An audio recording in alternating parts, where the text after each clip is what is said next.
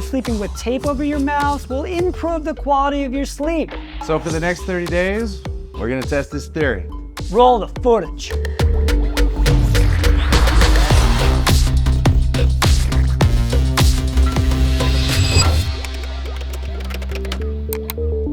I'm constantly falling asleep in various places during the day, and I've been doing it for years. Welcome to a special edition of Marston Falls Asleep.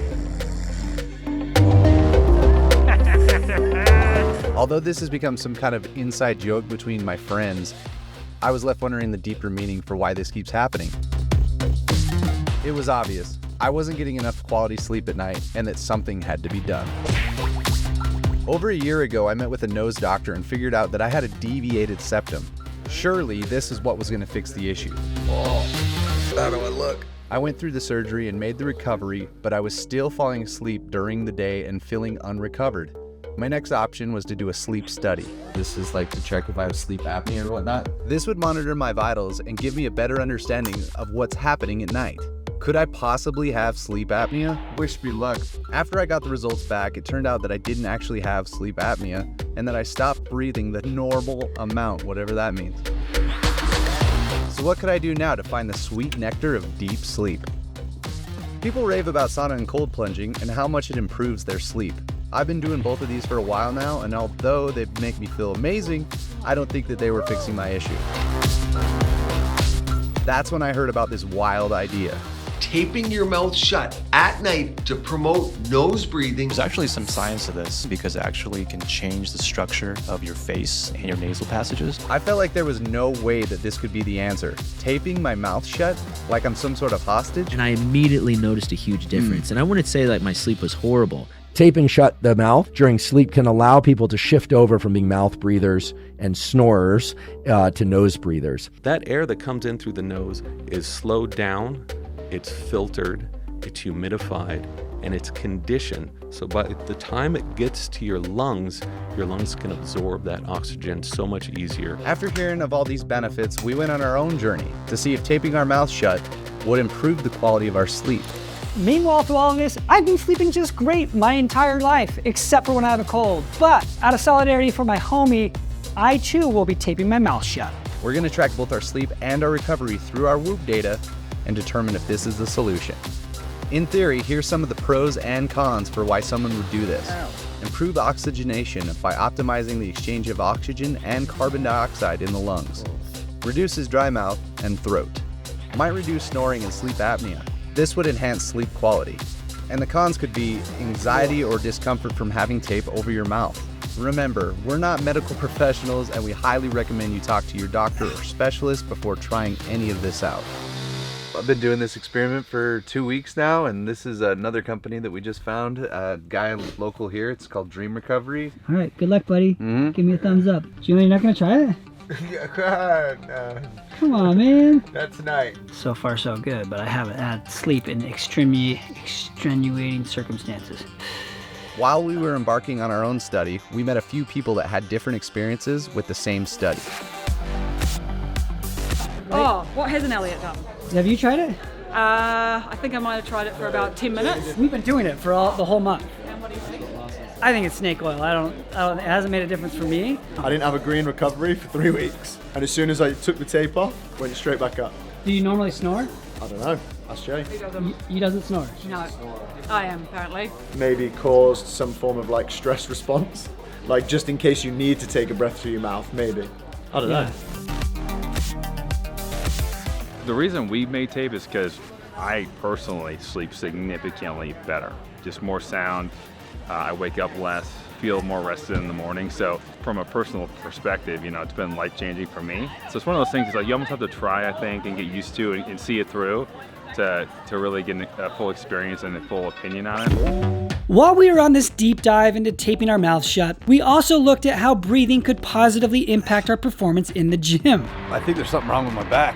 Mars has had some issues with his back, even tweaking it on the show and in training over the years. Hip dysplasia, German Shepherd. If breathing could be the key to fixing his sleep, could it also be the key to strengthening his spine?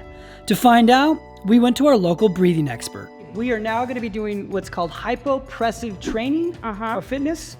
Low pressure fitness. Low pressure fitness with Jenny here from our own home gym, Excel Fitness. It's an entire training system based on the hypovasive, but it also brings in neurodynamics, myofascial stretching and breathing patterns. First of all, we're working on just looking at how you guys breathe. So you can see he kind of chest breathes a lot up here. And so you were a little bit more of a belly breather. But what neither of you are doing is breathing into your ribs. We're doing it wrong. Incorrectly. Inhale, and those ribs are supposed to open up like an accordion. And then when we exhale, everything comes back into place. I'm going to get you to get your TheraBand and you're going to put it around your ribs. Your ribs are super stuck. You have a lot more movement. So it's just from doing a lot of abs, a lot of CrossFit style movements that are really dominant on that flexion. And so your diaphragm gets stuck.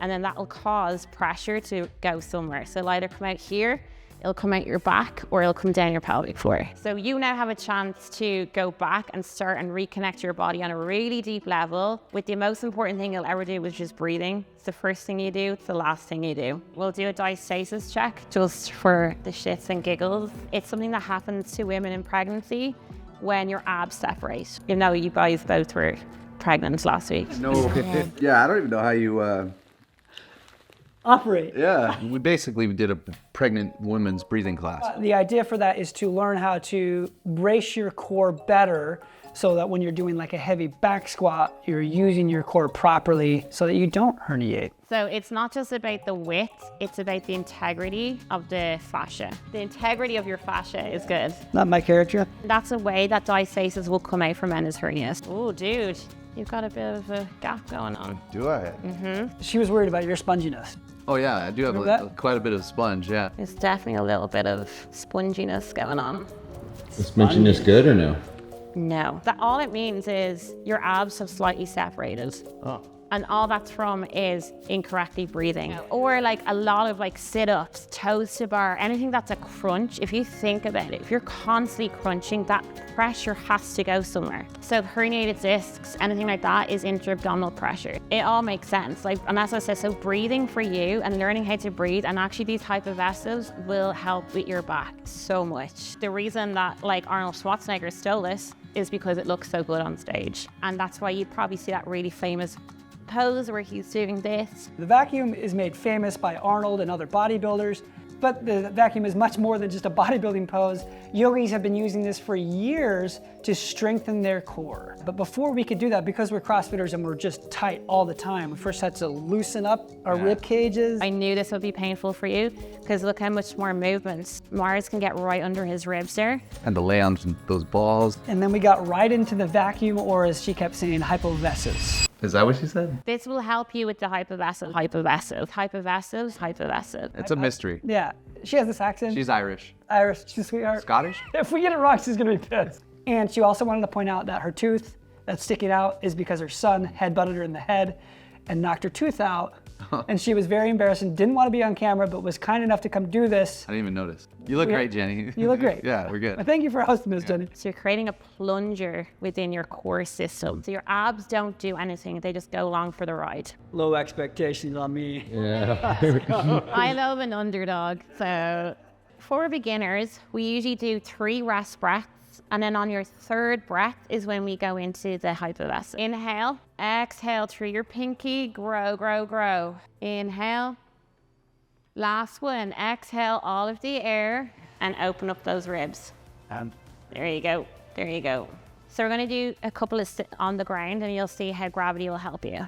Inhale, exhale all of the air. You're gonna close your mouth, pinch your nose, and take a swallow. And now I want you to try and open that rib again. So it's a false inhale. There you go.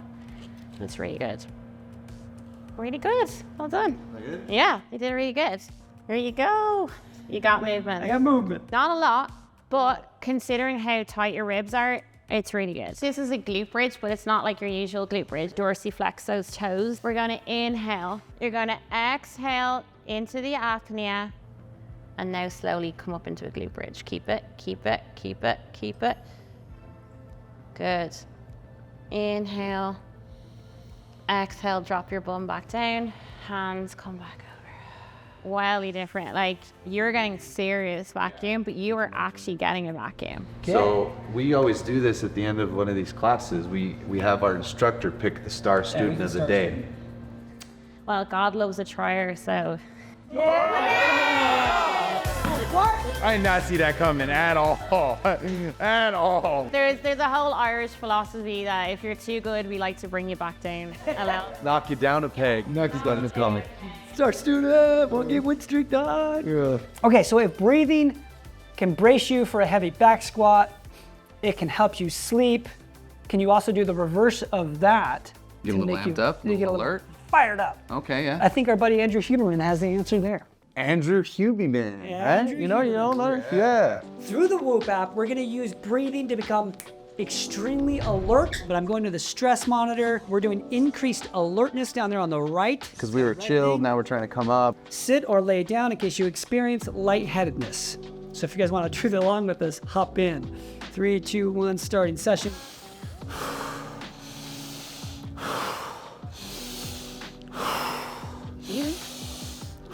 There's a particular pattern of breathing or respiration that's especially effective at increasing your levels of autonomic arousal, aka alertness and focus.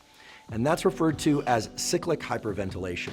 Cyclic hyperventilation involves taking about 20 to 25 deep breaths, so it's a deep breath in through the nose and then a relatively shorter exhale through the mouth. You'll notice that you will feel warmer and quite a bit more alert. The cyclic hyperventilation pattern of breathing actually works to deploy chemicals in your brain and body, such as epinephrine and norepinephrine, which immediately lead to more alertness. I recommend doing 1 round of cyclic hyperventilation, which equates to about 20 to 25 breaths of the sort that I just took, and then evaluating whether you need to do more rounds of cyclic hyperventilation. But most people find, and research in my laboratory has shown, that just 1 round of cyclic hyperventilation leads to significant increases in autonomic arousal. So you can use it anytime you want to increase your levels of alertness and focus. What? Did you guys get lightheaded? Yeah, I got all sorts of headed. I feel very cognitive and sharp right now. Yeah, I feel like I could real life fruit ninja. Yeah, real life? Yeah. Like your hands are blades? Yeah. You're not holding a blade. I was taking in, you know? The biggest takeaway I'm seeing here from the 4 minutes and 47 minutes of work there, my stress is high. Strain's low, my heart rate's low. But yeah, the stress becomes extremely high because you're more alert when you're stressed. Oh, that's kind of cool. It shows you your breath in versus your breath out. Yeah, the percentage of time and then your max breath. Pretty even there? You scroll down. Most importantly, this is a sleepish episode, right? Yeah. 30 days of sleeping. I went to the sleep data on the community of Butter Gang. Yeah. Scrolled all the way down to 1,100. Greg Neely. Greg Neely. We're gonna hook you up with some PODIUM HWPO product. Oh. Now let's go do a workout. Okay, I think by now we've kind of showed you the science as to why breathing through the nose is a lot better than breathing through your mouth. So, what better way to test it than to do acid bath, but with our mouth taped? Acid bath is a workout starting with a 500-meter ski erg, 500-meter row, and then finishing with lactic acid filled in your legs on a 1,000-meter bike. It was made famous in 2018 in Dubai when it first showed up in competition and left athletes devastated. So we all walked off the competition floor and then hit the tunnel into the building, and we all just collapse again, trying to deal with this pain of stop hurting. Do yourself a favor and hit this workout as hard as you can. We've invited a bunch of our friends here from the local gym at Excel Fitness to hit it with us, so let's go suffer while we learn about more breathing through the nose education.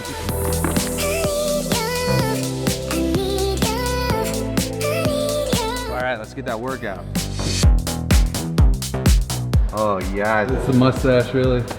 Gotta get that side. I feel great. Hands off the rope. It's right there. 5, 4, 3.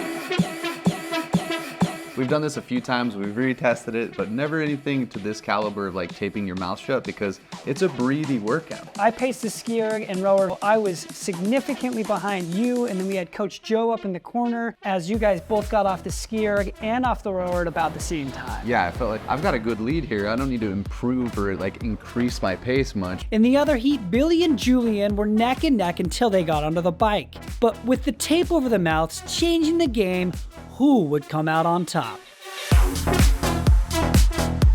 But what happened on the bike? I don't know. Looks like Marston's practicing his diaphragm, his breathing exercises. Julian just paced it way too slow. I think you terrified him because we were in the first heat. Heber's over here is cool, calm, and collected. As I started pedaling, I was like hitting this red line where it was like running out of air, running out of air. Mark, you sound like you're freaking out, bro. And then it was like, you're out of air. You can always slow it down. You're completely out of air. You gotta get some air. I'm hearing.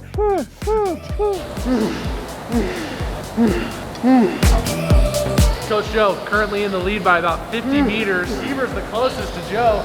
And in my head, I'm going, blood in the water, blood in the water, blood in the water. That sped you up? Oh, yeah. Dude, Heber looks chill. Marston looks like he's freaking. You trying to pull it off? Don't you pull off the tape. You're pulling off? You got this? Oh, he pulled it off! He pulled it off! What is happening? I was dying, man. I was like, just taking a bigger breath at this point. I kept saying to myself, and I had to pull the tape back. I felt like I was the only guy that day. But I needed the edge. Winner of the workout is Billy. Marston Sawyer's getting waterboarded over here. Let's go, Heber. Oh, Joe. Marston's dequalified. DQ. 606 seconds! 1-game win streak! And we got Julian at 609. We've done that about 3 times. The only way I could get him is to tape his mouth shut. Here we go, DNF again? It's scary. And you see Kaylin? She was like grabbing her nostril and trying to like hold it open. Yes. She's like 2-cylinder, 6-cylinder. All she has to do to finish is finish, and she'll beat Marston's DNF. You gotta keep her tape in. She's plugging one nostril. Look, she's opening one. 10 meters, don't touch yet. Down, down. Oh, that was awesome. It was so scary. There's a couple times where I was panicking, man. I feel like I was like trying to pull my nose, trying to get more air. I couldn't get more air. Oh, that was so scary. Like I was breathing in so hard that this nostril was like clogging, so I was only getting one. And hearing him do that fired me up. I know. I smelled, it was blood in the water, my guy. I got to my row and my damper and my straps were way bigger and damper was all the way up. Damper was up on all 3 things. Thanks, Mars. I didn't do it. Everyone's saying, oh, I wish I would have gone harder. Wait, how much? I'm about to die over here. Oh.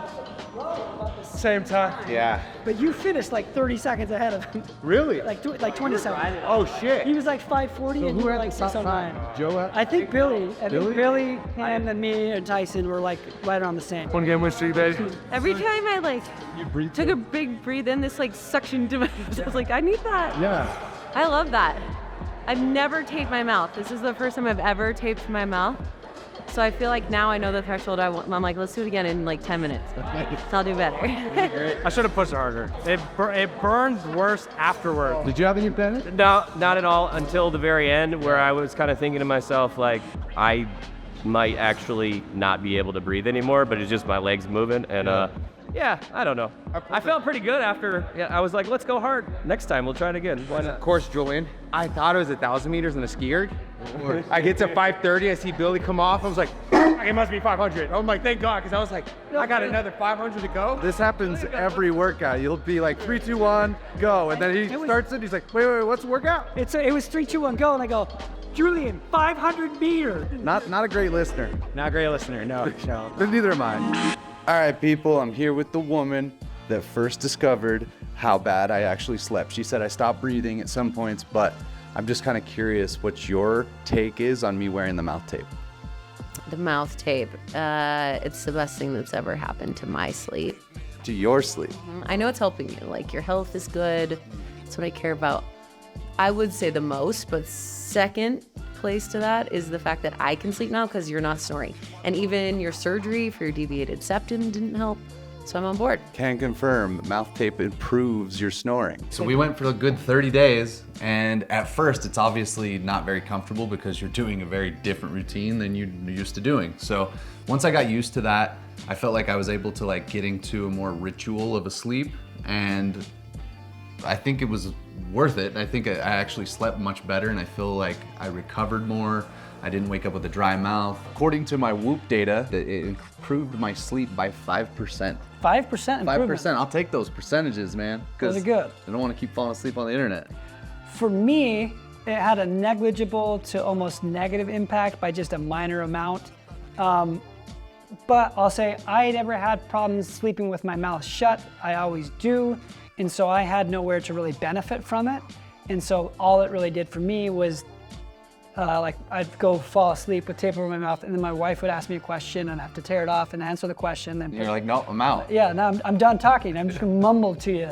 It didn't really improve my sleep at all. I was much like Elliot, where it didn't like give me a huge negative thing. It just didn't improve it. But it might have, and it didn't hurt it terribly. Yeah, so. It sounds like you were at a much better starting point than I Yes. was. So any little percentage that I can get, I'm gonna take it. So if you struggle with sleep, it's worth a try. Good to go. Much like our friend Todd Anderson said, another really easy way to control things of your sleep, one of the biggest things is light, and you can control that as simple as using a sleeping mask. The light in your room is a really hard thing to control when you're traveling, you're on the road, big competitions. You really don't know what to expect as far as the shades go or what situation where the sun's gonna be. So at least, have the light be a controllable. We have not been paid by Hostage Tape or Sleep Recovery for either the tapes or the eye masks that both Sleep Recovery makes those.